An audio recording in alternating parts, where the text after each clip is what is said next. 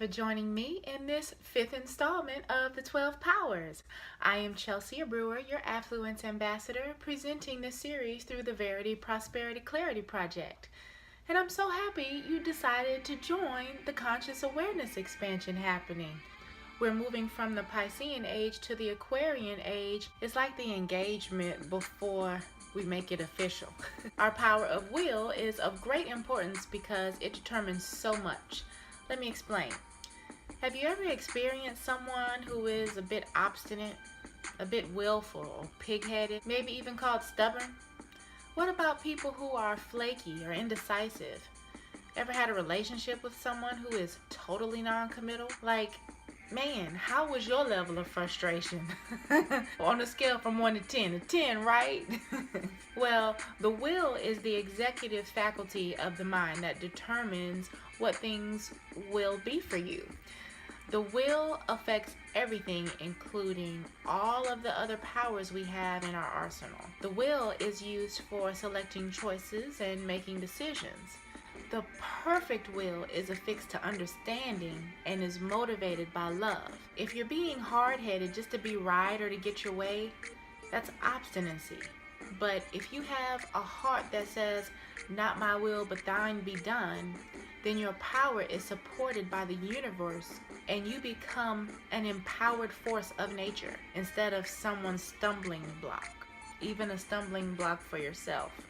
Man is a free agent in the use of his will. Any hard or dictatorial state of mind will create hardened cells in the body and will be seen in your arteries and even your heart. You know, heart disease is the #1 killer. You can also see obstinance in nervousness and strained nerves and muscles, tension in the body, cramps and congestion. You may have strained eyesight, and the misuse of the will can even manifest in impaired hearing since nerves are being held so tight. In the biology of belief, Bruce Lipton suggests that our minds and bodies take from the use of our mental faculties in association with our beliefs, not purely on genetics.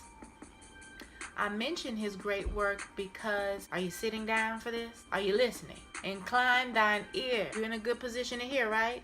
Cancer is not inherited. Ways of life and ways of thinking and ways of being are inherited. As Shakespeare said, the fault is not in our stars, but in ourselves. And even in the book of Genesis, we are made in the image of God. So we are masters of our own fate and can make our lives what we will. So remember that it's the ideas we believe and the energy we entertain in our bodies that will affect our bodies most. A stubborn heart is a derivative of an ossified will which affects your body through the solar plexus. The solar plexus, located above your belly button, is the nerve center of the physical man. It directs the circulation, digestion, cell assimilation, and so forth. This is where the ruling thoughts in the head are carried throughout the body.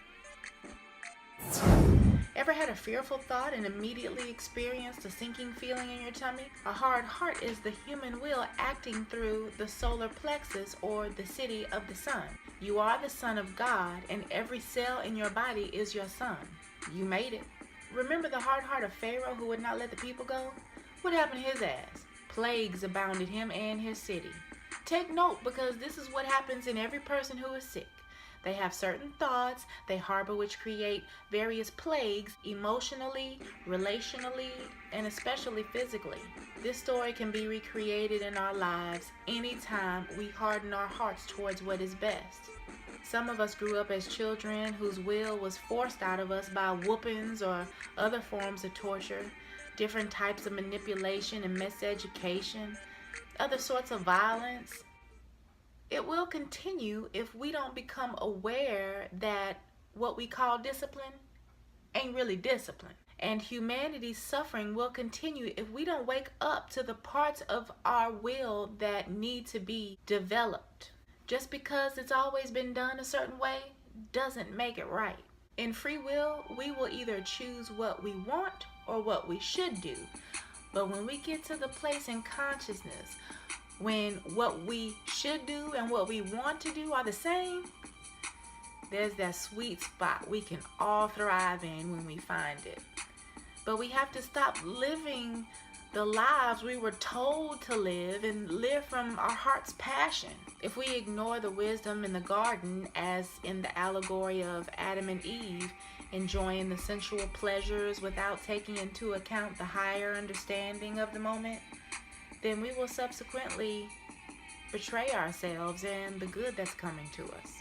Speaking of will being the command center of choice and direction, Matthew and Martha are represented in this power. Now, when you read the Bible, you must understand it is allegory, numerology, and astrology all wrapped up in parables. If you think it's a literal work, just know I was once like you, but I had to surrender to the truth of the truth. So, now, Matthew was a tax collector but converted to disciple. Martha had complaints arising from the angst of having all different kinds of things to do. But we can learn from them both. When we do our various tasks of life in the mindset of using spiritual understanding, we will experience ease in our activities.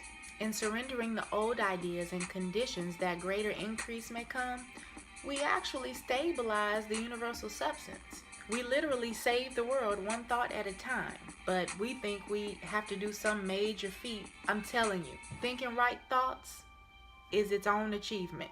Anyway, in the surrender to the higher principles, spiritual law allows the will to become a producer instead of a parasite, a giver instead of a gatherer. Embracing the I am part of you, you'll get back so much more.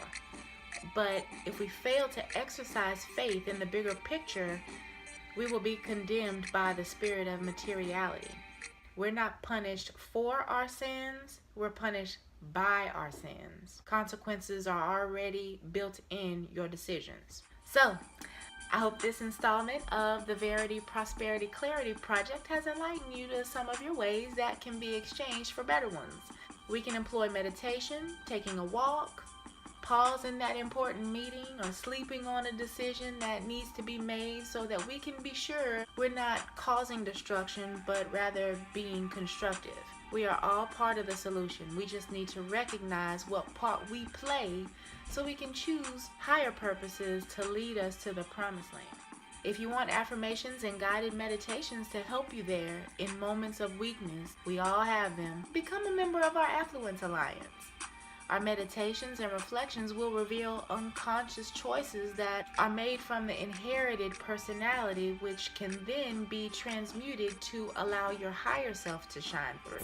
And after the 3-week process, I promise you, you won't be the same. You'll be able to make decisions based on divine ideas and higher principles in association with your true nature, which will inevitably make you more influential and more powerful. So, may you go forth in wisdom in all your choices, and stay tuned for the next video where we will discuss order.